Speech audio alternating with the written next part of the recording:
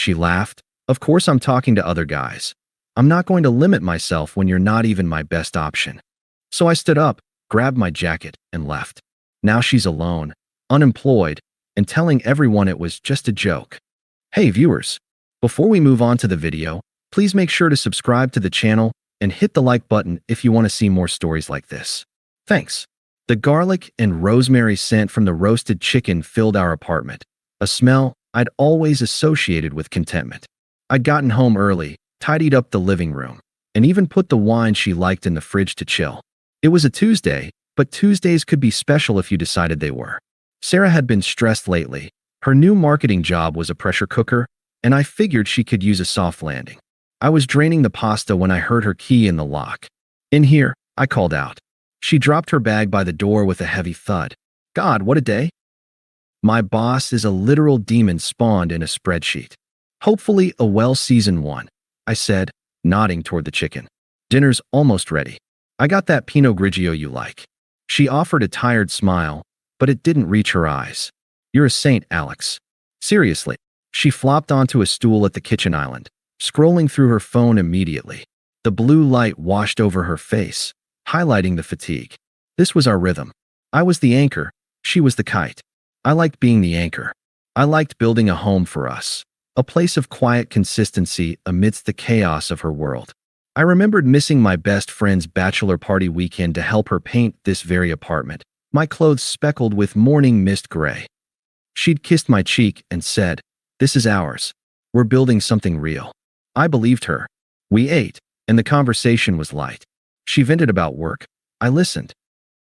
I told her about the new project management software my company was adopting.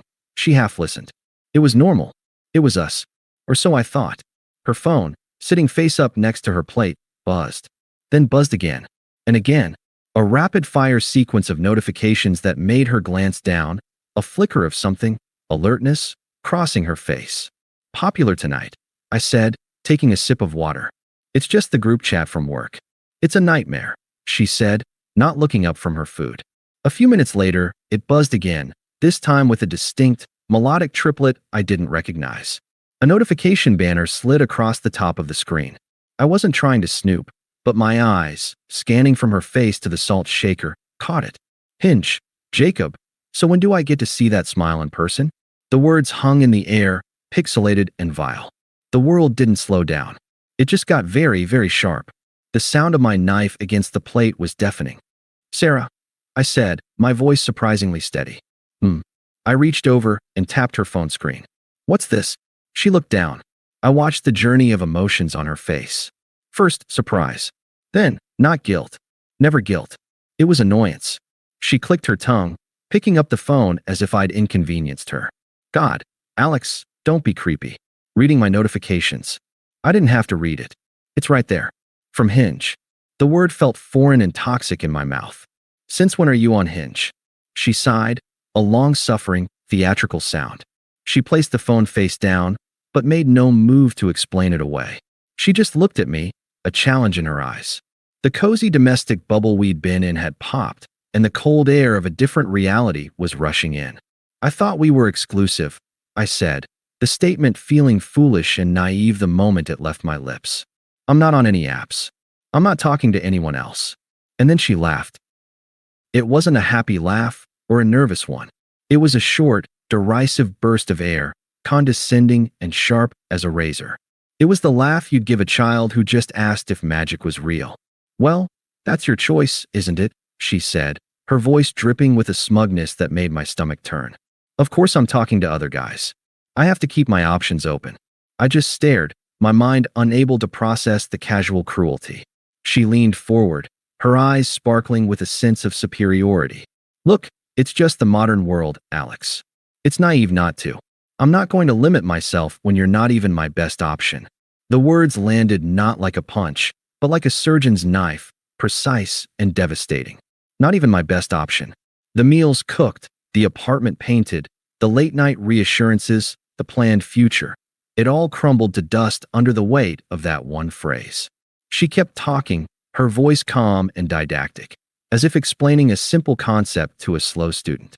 It's about maximizing happiness. You're comfortable. You're safe. But I'm waiting for extraordinary. Why would I put all my eggs in one basket when it's just a middle-of-the-road basket? Each word was another twist of the knife. She wasn't angry or defensive. She was stating what she saw as obvious fact. I was a placeholder, a convenient, comfortable stop on her way to something better. I looked at her, at the woman I'd loved, the woman I'd built a life with, and I saw a stranger.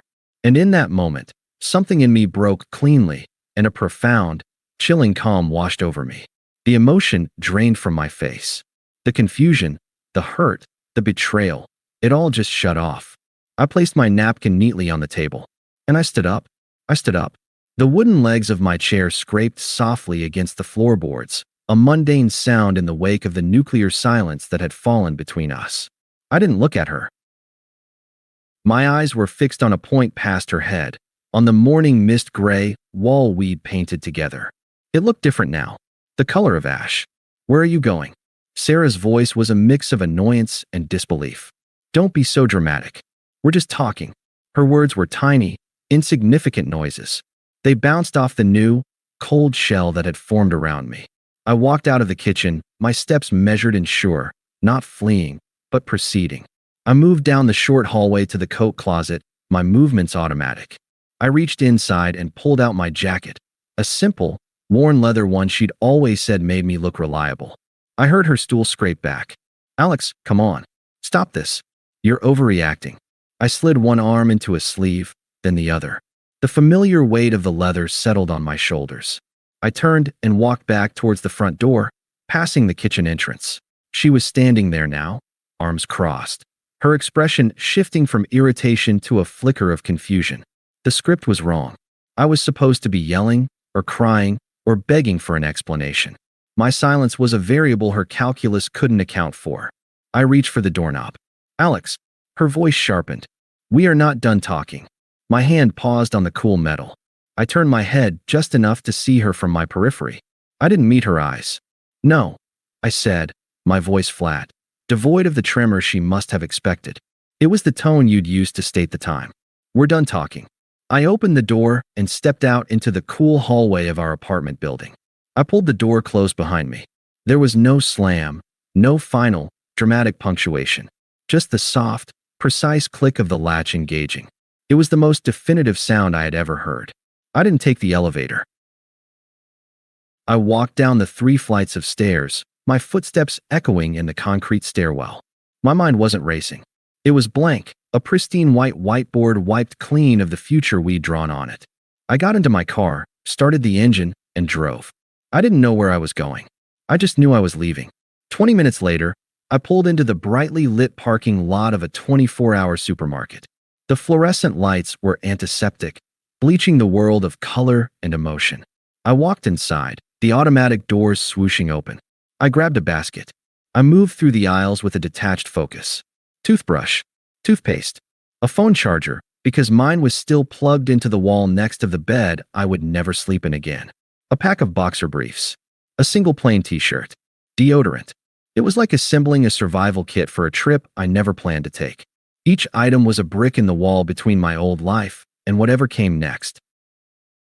At the checkout, the cashier gave me a tired smile. Find everything all right? Yes, I said. Thank you. My voice sounded normal. It was the most bizarre thing of all. I drove to the first mid-range hotel I saw off the highway. The lobby was quiet, beige, and anonymous. A young man at the front desk looked up. Help you. A room for one. For one night. King or 2 queens. King is fine. The transaction was swift, impersonal. I paid with my card. My card. Not the joint account we used for groceries.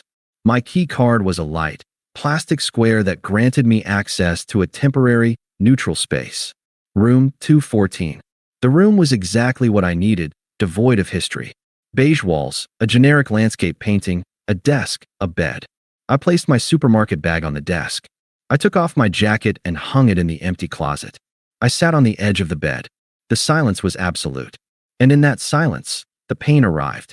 But it wasn't a sharp, screaming pain. It was a deep, profound ache of dissolution. The us I had known, the future I had meticulously built in my mind, the house, the kids, the growing old, it hadn't just ended. It had been revealed as a fiction. I hadn't lost a partner. I'd lost the character I thought she was playing in my life. The betrayal was less about her talking to other men and more about the annihilation of my reality. I didn't cry. I just sat there in the quiet, sterile room and let the new truth settle over me.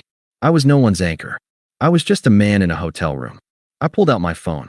The screen was dark, no notifications from her. Not yet. She was probably still in our apartment, annoyed, thinking I'd cool off and come back, ready to accept my place as the middle-of-the-road basket. I opened my banking app first. I navigated to the joint savings account, the one we'd labeled Future. With a few taps, I transferred exactly 50% of the balance into my personal account. It wasn't an act of vengeance. It was simple arithmetic. Our shared future was a denominator of 0. Then, I opened my social media. I didn't scroll. I went directly to her profile and clicked block. Then I went to my phone's settings and blocked her number. The process was clinical, like removing a malignant growth. I plugged in the new charger. I brushed my teeth with the new toothbrush at the bathroom sink, watching myself in the mirror. The man looking back was pale, but his eyes were clear. He was a man who had just walked away from a lie. I lay down on the king-sized bed, in the center of it, claiming the space. The silence was no longer oppressive. It was mine. It was the sound of a story ending, and the blank, empty page of the next one waiting to be written. And for the first time that night, I took a full, deep breath. The silence lasted 14 days. It wasn't an empty silence. It was a productive one. I rented a small, furnished apartment on the other side of the city. I unpacked my supermarket survival kit and the 2 suitcases I'd retrieved from the old apartment during a carefully coordinated time I knew Sarah would be at work. The place was a blank slate, beige walls, a functional kitchen, a view of a brick wall. It was perfect. It was mine. I went to work. I came home. I started running again, the rhythmic pounding of my feet on the pavement a meditation that cleared the last of the static from my head. The pain had subsided, replaced by a steady, low hum of clarity. I was rebuilding the engine of my life, and I was doing it with my own tools, according to my own blueprint. Then, on a Tuesday evening, a morbid anniversary, my phone, face down on the coffee table, vibrated. Not a call, a text. I finished the paragraph of the book I was reading, marked my page, and then picked up the phone. Sarah, are you really still ignoring me? It was a joke, you know. You take everything so seriously. I read the words. A joke. The condescending laugh, the clinical dissection of my inadequacies, the nuclear demolition of our relationship, all reframed as a punchline I was too dense to get. There was no apology, only annoyance that I was disrupting her narrative by refusing to play my part. I felt nothing. Not anger, not vindication. It was like reading a weather report for a country I'd never visit. I didn't block the new number. I didn't reply. I simply placed the phone back on the table and returned to my book. The message was a fossil, evidence of a creature that no longer existed in my ecosystem. A week later, my friend Mark called. Mark was a mutual friend, but his loyalty had always been first to the truth. Dude, you alive? He asked, his voice cautious. I'm good, Mark. Really? Okay, because, I'm hearing some things from Sarah. I stayed silent, letting him fill the space. She's telling everyone you had a meltdown. That you ghosted her over a misunderstood joke. She's playing the victim pretty hard. I'm sure she is, I said, my voice neutral. But that's not the whole story, is it? Mark probed gently. The story is over, Mark. I've moved on to a new book. He was quiet for a moment. Well, the plot of her new book isn't going so well. She got fired. I didn't say anything. Yeah, Mark continued, sensing my lack of surprise. Apparently, she completely bombed a huge client presentation. Went in unprepared, got flustered by their questions, and just cracked. Her boss said it was unprofessional and indicative of a fundamental lack of diligence. Harsh. I looked out my window at the brick wall. I remembered the countless nights I'd sat with her at our kitchen table, poring over her slides. I'd play the devil's advocate, asking the tough questions she'd never considered. I'd calm her pre-presentation jitters, talking her down from ledges of anxiety she built for herself. I'd proofread every important email, every report, catching the subtle errors that could derail a professional image. I'd been her editor, her coach, her emotional flak jacket. I thought I was being a good partner. I never realized I was a critical, unpaid support staff. She couldn't handle the pressure without you, man, Mark said, echoing my thoughts. She told me she didn't have her usual safety net. I guess that was you. I guess it was, I said, the statement a simple, factual epitaph for a duty I never knew I'd been assigned. After I got off the phone with Mark, the text began in earnest. The annoyed, dismissive tone was gone, replaced by a rising tide of panic. Sarah, new number, I'm sorry.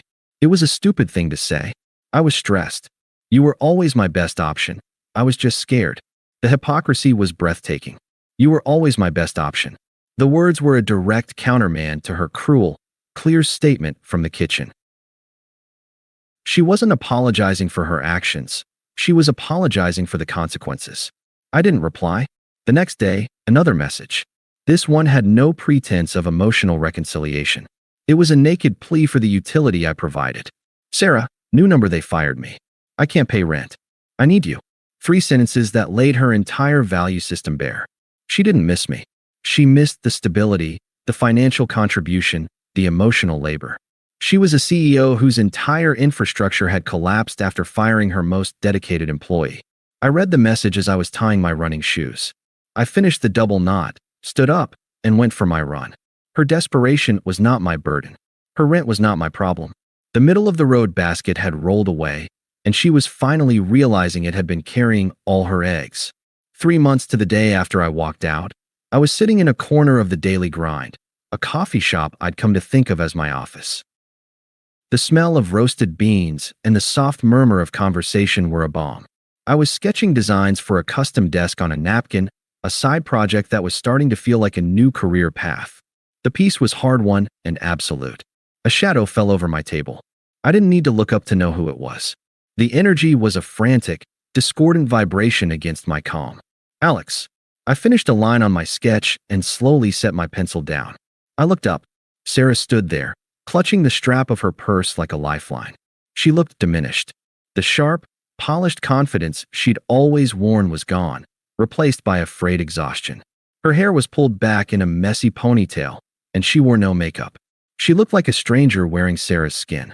"Can I sit?" she asked, her voice small. I gave a slight, indifferent nod towards the empty chair. She slid into it, her movements jerky. She didn't speak for a moment, just stared at me as if I were a ghost. "You have no idea what I've been through," she finally whispered, her eyes welling up with practiced tears. "I lost my job. I'm about to lose the apartment. Everyone thinks I'm a joke." I said nothing. I took a slow, deliberate sip of my coffee. The silence stretched, thin and tight, forcing her to fill it. "Aren't you going to say anything?" she asked, her voice cracking. I said, "I'm sorry. It was just a joke. You were supposed to be the nice guy. This isn't you." The mask was slipping. The desperation was curdling into anger because her usual tools, tears, accusations, rewriting history, weren't working. I was an unresponsive console. I looked at her, really looked at her, and I felt a final, quiet click deep inside, like the last tumbler in a lock falling into place. There was no hatred, no resentment. There was nothing at all. "You were right," I said, my voice even and calm, devoid of any emotion she was trying to provoke. She blinked, confused. "What?" "That night. You were absolutely right." I held her gaze. "I wasn't your best option. I see that now." A flicker of hope ignited in her eyes. She misread my calm for capitulation. "So you understand? It was a mistake." I cut her off, not with anger, but with the gentle finality of a judge delivering a verdict. And you know what? It was the most valuable lesson anyone has ever given me. I took another sip of my coffee, the picture of casual composure. "So, thank you," I continued, a faint, genuine smile touching my lips for the first time. "Because of that, I found a much better option. Myself." The hope in her eyes died, replaced by a dawning, horrified understanding. "And my new life," I said, my tone dropping to something soft yet utterly unyielding, "doesn't have a place for you in it. It's not personal. You're just not a good option." The mirror I held up was flawless. I had reflected her own logic, her own transactional worldview, back at her. She was faced with the incontestable truth of her own words. and there was no argument she could make that wouldn't condemn herself. She opened her mouth, but no sound came out. The anger, the pleas, the manipulations, they all withered in the face of my absolute, unshakable indifference. She was a salesperson who had come to pitch a product I had already tested, found defective, and discarded. I stood up, folded my napkin sketch, and tucked it into my pocket. I picked up my coffee cup and my jacket. "Good luck with everything," I said. It wasn't a wish for her success or failure. It was a statement of irrelevance, the same thing you'd say to a stranger on the bus. I walked out of the coffee shop, the bell on the door chiming softly behind me. The sun was warm on my face. I didn't look back. I knew she was still sitting there, trapped in the wreckage of choices she had been so smug about, finally understanding that the one thing she could never manipulate back was someone who had simply and completely moved on. I was free, and her silence was the proof. Thanks for watching. Make sure to subscribe to the channel and hit the like button. What do you think about this story? Share it in the comments.